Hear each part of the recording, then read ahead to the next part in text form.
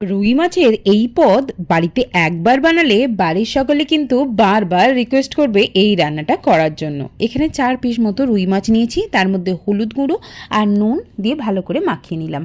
এবার কড়ার মধ্যে বেশ খানিকটা সর্ষের তেল দিয়ে মাছগুলোকেও লাল করে ভেজে তুলে নেব। অন্যদিকে বাটবো একটা মশলা, সেই জন্য কালো সর্ষে, পোস্ত আর কিছুটা কাজু বাদাম প্রথমে গুঁড়িয়ে নেব। তারপর তার মধ্যে টক দই, কাঁচা লঙ্কা দিয়ে আবারও এটাকে বেটে নেব। একটা বাটির মধ্যে বেটে নেওয়া সমস্ত কিছু নিয়ে দিয়ে দেবো হলুদ গুঁড়ো, লঙ্কা গুঁড়ো, কাশ্মীরি লঙ্কার গুঁড়ো, স্বাদ মতো নুন, সামান্য একটু চিনি, চেরা কাঁচা লঙ্কা আর বেশ খানিকটা পেঁয়াজ যেটা পাতলা করে কেটে রেখেছিলাম। ভালো করে মেখে নিয়ে কিছুটা জল দিয়ে মাছগুলোকেও ম্যারিনেট করে রেখে দেবো ওই 15 মিনিটের জন্য। এবার ভেজে নেওয়া মাছের তেলটা দিয়ে দেবো মাটির হাঁড়ির মধ্যে। তারপর ম্যারিনেশন করার মাছগুলো দেবো, পরিমাণ মতো জল দেবো এবং ভেজে রাখা মাছের তেলটাও দেবো।